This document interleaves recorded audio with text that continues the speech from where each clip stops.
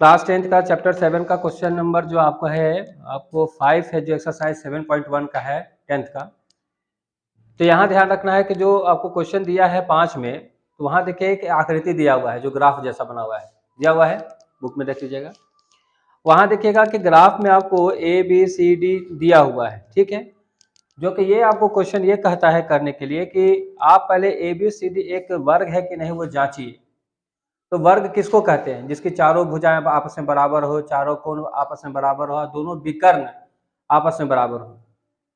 तो वैसे चतुर्भुज को हम लोग क्या बोलते हैं? वर्ग कहते हैं, ठीक है। तो सबसे पहली बात होता है कि ये साबित करना है कि ये वर्ग है या नहीं। तो आपको इसमें करना क्या है, सबसे पहले बात बता देते हैं। इसमें करना यह है कि चारों जो भुजा रहेगा, क्या रहेगा? चारों भुजाओं की लंबाई निकालना है। इसमें कोण आपको नहीं निकालना है, इसमें दोनों विकर्ण निकालना है। बात समझ गए? यदि दोनों विकर्ण आपस में बराबर है और चारों भुजाएं आपस में बराबर है तो ये वर्ग है। अब कहोगे सर हम चारों भुजा निकाल दिए, चारों भुजा आपस में बराबर हो गया, तो क्या ये हो गया वर्ग? तो नहीं, जब तक इसका विकर्ण नहीं निकाल देंगे तब तक नहीं होगा, क्योंकि और भी चतुर्भुज में है जो चारों भुजाएं आपस में बराबर है, जिसमें समचतुर्भुज है, ठीक है। तो ध्यान रखना क्या है कि हमको ये साबित करने के लिए कि ये वर्ग है कि नहीं, तो वर्ग है कि नहीं, तो इसके लिए क्या करेंगे? हम चारों भुजाओं की लंबाई निकालेंगे और दोनों विकर्ण निकालेंगे। चलिए इसको काम करते हैं, ठीक है। तो सबसे पहले बात यह ध्यान लो कि ये क्वेश्चन आपको क्या है, क्वेश्चन में ग्राफ दिया हुआ है, समझ लेना है। क्या दिया हुआ है? क्वेश्चन पे ग्राफ दिया हुआ है। क्वेश्चन में देखिए क्या कि ग्राफ जैसे दिया हुआ है, तो यहाँ पे देखिए ए लिखा होगा, यहाँ बी है, सी है, डी है, ये चार तरह का कैसे बिंदु बिंदु दे दिया होगा। उसके बाद देखिएगा ये क्या चीज है, तो यहाँ देखोगे इसके नीचे क्या है, 3 लिखा हुआ है, इसके लिए देखोगे सामने 4 है। तो ये x का होता है, ये क्या होता है? y का होता है। तो हम सबसे पहले क्या लिखते हैं? x का नाम लिखते हैं, उसके बाद y का लिखते हैं। तो यहाँ पर तुम देखोगे कि यहाँ पर 3 है, तो 3 पहले लिखेंगे, उसके बाद 4 लिख देंगे। उसके बाद b का देखोगे किसके है सामने? 6 के सामने, 6 के सामने है, और ये 7 का है, तो पहले 6 लिखेंगे और फिर 7 लिखेंगे। ये किसके सामने है? 9 के सामने है, और ये कितने किसके सामने है? 4 के सामने है, तो 9 और 4 हो गया। ये देखोगे 6 के सामने है, और ये 1 के सामने यहाँ पर है। इस तरीका से देखोगे 4 बिंदु के निर्देशांक सूचित हो गया है ना, दिखा दिया। अभी चारों को यदि हम मिला देते हैं ऐसे करके, तो ये जो आकृति बना वो चतुर्भुज बन गया। क्या बन गया? चतुर्भुज। यही चतुर्भुज को हमको देखना है क्या कि ये वर्ग है या नहीं है। तो सबसे पहले हम लोग क्या करेंगे? माना की लिख लेंगे। अब हल कर रहे हैं, ठीक है। क्या करेंगे? हल करेंगे। लिखेंगे माना की ए का निर्देशांक, ए का निर्देशांक। अब इसको क्या मानेंगे? x1 y1 मान लेंगे, इसको x2 y2 मान लेंगे, इसको मान लेंगे x3 y3 मान लेंगे। यहाँ कॉमा कॉमा दीजिएगा जी बीच में, ठीक है। फिर उसके बाद x4 y4 मान लेंगे। तो ये चारों को इंडिकेट कर देंगे। उसके बाद यहाँ लिखेंगे x1 y1। कितना हो गया इसका? 3 और 4 हो गया, ठीक है। उसके बाद b का निर्देशांक हो गया, b का निर्देशांक हो गया, कितना हो गया? x2 y2 ले लिए, इसका कितना हो गया? देखेंगे तो 6 हो गया, 7 हो गया। कितना हो गया? 6 और 7 हो गया। c का निर्देशांक क्या है? अब ध्यान सुनो, क्या हो गया? c का निर्देशांक कितना हो गया? x3 y3, ठीक है। और यहाँ पर तुम देखोगे कि 9 हो गया, और क्या हो गया? 4 हो गया। अरे जल्दी आओ, उसको बंद करो तुम। d का हो गया निर्देशांक, क्या हो गया निर्देशांक? x4 y4, ठीक है। इसका कितना हो जाएगा? 6 हो गया, और कितना हो जाएगा? 1 हो जाएगा। तो यहाँ देखना क्या है? चतुर्भुज में है ना, चतुर्भुज एबीसी में, यहाँ लिख देंगे चतुर्भुज ABCD में, है ना, चतुर्भुज ABCD में। अब ध्यान दीजिए, तो ABCD देख लेंगे, क्योंकि हमको ये साबित करना है कि ये वर्ग है या नहीं। तो इसके लिए क्या करेंगे? चारों का निर्देशांक कर दिए। अब चारों को कर देने के बाद क्या करेंगे? इस सभी का लंबाई निकालेंगे, जैसे ए से लेकर बी तक का। अब ध्यान से सुनो, तो ए से लेकर बी तक की दूरी निकालेंगे।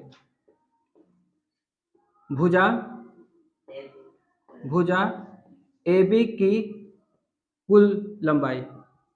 अब लंबाई देखेंगे कि बराबर है या नहीं। तो सभी का देखेंगे कितना कितना क्या क्या है, ठीक है। किसका है? चतुर्भुज ABCD में, है ना, ध्यान रखना है। तो भुजा AB की कुल लंबाई निकालने के लिए क्या करेंगे? हम लोग रेखाखंड की कुल लंबाई का एक सूत्र याद है आप लोग को, जैसे बताए थे। इसको क्या है, तो यहाँ पर तुमको देखोगे यहाँ से यहाँ क्या हो गया, ये x1 मान लिए, इसको y1 मान लिए, इसको x2, y2 मान लिए, और यहाँ इंडिकेटर क्या है, ठीक है, जैसे जैसे पूछेगा वैसे वैसे आपका मान बैठाकर पूरा करना है। तो ए बी लिख देंगे, तो रूट अंडर किसके किसके बीच में है, x1 से और x2 का, तो x1 माइनस x2 का whole square plus y1 minus y2 का होल स्क्वायर, ठीक है, यहाँ तक हो गया। अब देखोगे क्या कि x1 का कितना है, बताइए x1 का कितना हो गया, x1 का कितना हो गया, x1 बताइए 3 हो गया, और x2 का कितना हो गया 6 हो गया, प्लस y1 का कितना हो गया 4 हो गया, 4 हो गया माइनस 7 हो गया। अब यहाँ देखेंगे कि ए बी लिख देंगे, ये घट जाएगा तो कितना हो गया -3, स्क्वायर कर लेंगे और यहाँ क्या हो जाएगा -3, दोनों पर स्क्वायर स्क्वायर करेंगे तो कितना हो जाएगा,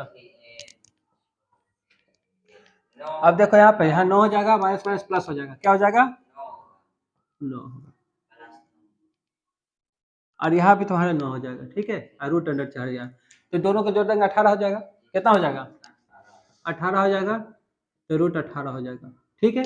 अब ए ओ का लंबाई निकल गया, अब ध्यान से सुनो, किसका लंबाई निकल गया, यहाँ से लेकर ए से लेकर बी तक का निकलेगा, अब बी से सी का, फिर भुजा किसका लेंगे, बी सी की कुल लंबाई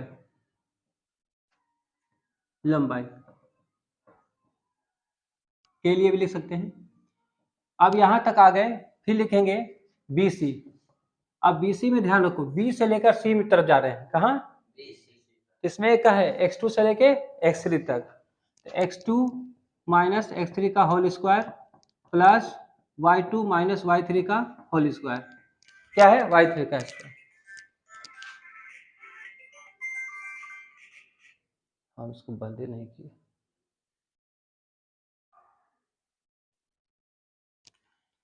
तो यहाँ पर ध्यान देंगे, सबसे पहले क्या करेंगे कि ये बताए थे आपको, बी सी इसका क्या है root under x2 minus x3 whole square plus y2 minus y, है ना, y3 का होल स्क्वायर।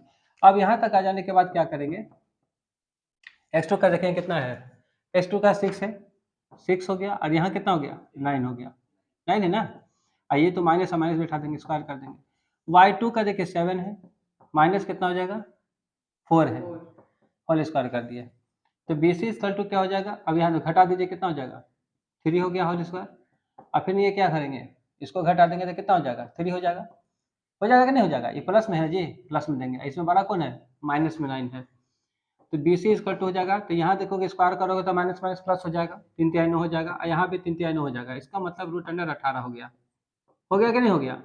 फिर लिखेंगे, फिर भुजा, अब सी से लेकर कहाँ जाएंगे डी तक, सी डी की कुल लंबाई, है ना, की कुल लंबाई के लिए, ठीक है, लिख देंगे। अब यहाँ लिखेंगे क्या, सी और डी रूट अंडर, तो यहाँ से देखेंगे सी की तरफ कहाँ है, डी तरफ आ रहे हैं, तो x3 से लेके x4 तक, तो x3 माइनस x4 का होल स्क्वायर प्लस बोलिए y3 माइनस y4 का होल स्क्वायर। अब यहाँ देखोगे कि कितना है, x3 कितना है, x3 का हो गया 9 हो गया, माइनस यहाँ देखोगे 6 हो गया, ये माइनस यहाँ फॉर्मूला में जो लिखा हुआ लिख दिए हैं, स्क्वायर हो गया, y3 का कितना हो गया, y3 का हो गया 4 हो गया, माइनस हो गया, इसका हो गया 1 हो गया, ठीक है, तो सी डी इक्वल टू, अब इसको घटा देंगे तो यहाँ बचेगा कितना 3 प्लस में, ये घटेगा तो 3 प्लस में, तो सी डी इक्वल टू क्या हो गया, यहाँ भी देखोगे कि ये हो गया 9 और यहाँ हो गया 9, तो सी डी इक्वल टू कितना हो गया रूट अंडर 18, यहाँ भी 18, इसका मतलब हो गया कि 3 जो भुजाओं की लंबाई निकाले हैं वो तीनों में क्या है आपको 18 18 और 18 आ गया है, ठीक है, यहाँ तो कोई दिक्कत नहीं है, बात समझिए ना।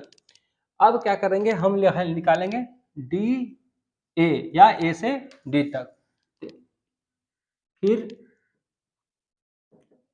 ए भुजा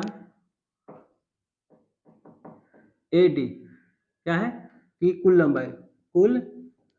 लंबाई, ठीक है, के लिए आप लिख लीजिएगा, ठीक है। यह लिख लीजिए के लिए। अब यहाँ लिखेंगे क्या, AD इक्वल टू AD है ना, AD इक्वल टू, अब यहाँ देखो ये 1 है और ये क्या है 4 है, यहाँ x1 माइनस 4 का whole square plus y1 minus y4 का होल स्क्वायर, ठीक है।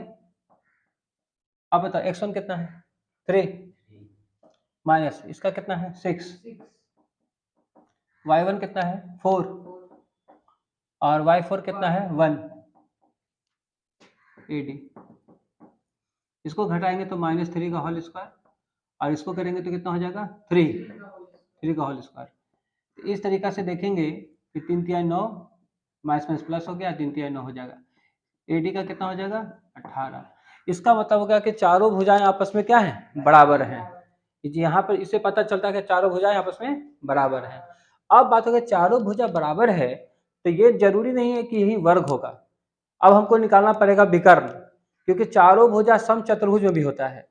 क्या होता है देखो कि फिगर में थोड़ा सा तिरछा खींचा रहेगा बना रहेगा, तो सम चतुर्भुज। अब वर्ग में भी क्या होता है, अब उन दोनों में देखना है कि कौन होता है, क्योंकि यहाँ पर क्या है कि सम चतुर्भुज में एक बड़ा विकर्ण होता है एक छोटा विकर्ण होता है, ठीक है।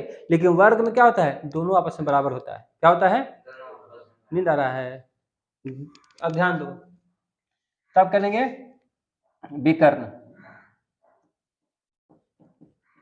कर्ण है ना, विकर्ण की लंबाई। अब विकर्ण कौन कौन है जी, देखो यहाँ हो गया A से लेकर C तक और D से लेकर B तक, ये सब विकर्ण है, ठीक है। तो यहाँ क्या करेंगे विकर्ण की लंबाई, तो यहाँ लिखेंगे कितना A से लेकर C है ना तक की कुल लंबाई। अब कुल लंबाई निकालेंगे, क्या निकालेंगे कुल लंबाई निकालेंगे। इधर ध्यान दो, ए हीरो इधर ध्यान दो, तो यहाँ हो गया। उसके बाद देखेंगे कि इसमें कौन कौन है, यहाँ है x1 है, ये क्या है x3 है, तो AC equal to x1 minus x3 का होल स्क्वायर और यहाँ y1 माइनस y3 का होल स्क्वायर। चलिए बताइए तो जरा, x1 कितना है 3 है माइनस उसके बाद कितना हो गया 9 हो गया, 9 का होल स्क्वायर। इसका बताइए तो कितना है 4 और इसका कितना है 4, ये है ना। तो यहाँ पर देखेंगे घटाएंगे तो माइनस कितना हो जाएगा 6 और स्क्वायर प्लस कितना हो जाएगा 0 हो जाएगा, तो 0 का महत्व इधर खत्म, तो बचेगा क्या थी इसमें माइनस में प्लस हो गया कितना 36। अब इसको जोड़ोगे तब भी वही आएगा 36 आएगा, 36 का रूट ओवर हटाओगे तो कितना हो जाएगा 6 आ जाएगा, 6 आ गया इकाइयाँ, ठीक है। अब क्या करेंगे, मिटाने के लिए अब क्या करेंगे, सबसे पहले यहाँ तक हो गया कोई दिक्कत नहीं है, ठीक है। अब क्या करेंगे समझिए, यहाँ तक हो जाने के बाद अब फिर विकर्ण कौन सा बच गया, अब AC हो गया विकर्ण, अब कौन सा लेंगे B और D, BD की कुल लंबाई के लिए, ठीक है। अब लेंगे यहाँ, तो ये हो गया B और D, तो रूट अंडर, अब B कौन है x2 है और ये क्या है x4 है, तो x2 माइनस x4 का whole square plus y2 minus y4 का होल स्क्वायर होगा, ठीक है। BD बताइए x2 का कितना हो गया 6 हो गया माइनस 6, इसका कितना हो गया 7 माइनस 1 BD, तो देखोगे कि 0 में आ जाएगा, 0 का होल स्क्वायर हो गया, ये हो गया 6 का होल स्क्वायर हो गया, तो 0 का महत्व खत्म यहाँ है, ठीक है। यहाँ खत्म हो जाएगा, बचेगा क्या 36, तो 6 का होगा तो 36 और 36 का रूट ओवर होगा तो कितना हो जाएगा 6। इससे हाँ ये क्या होगा कि यहाँ पर देखो कि दोनों विकर्ण आपस में बराबर हो गए। हाँ अब यहाँ पे लिखेंगे जिस चतुर्भुज में, ठीक है, अब लिखोगे, इससे पता चलता है, इससे पता चलता है कि यह वर्ग है, क्या है वर्ग है, क्योंकि चारों भुजाओं की लंबाई क्या है, बराबर है और दोनों विकर्ण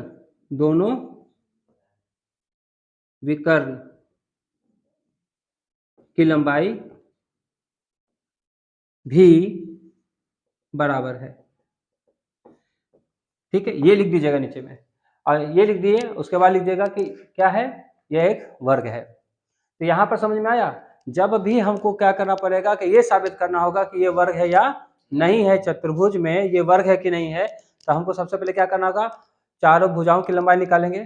क्या है, सूत्र लगा, चारों भुजाओं की लंबाई निकालेंगे, यह मैट्रिक पास करेगा। चारों भुजाओं की लंबाई निकालेंगे और दोनों विकर्ण निकालेंगे, तब इस तरीका से आपको साबित करके बताना पड़ेगा। मतलब इतना प्रोसेस आपको करना है, तभी जाके काम होगा। बात समझ गया ना, चलिए उसको उतार लीजिए।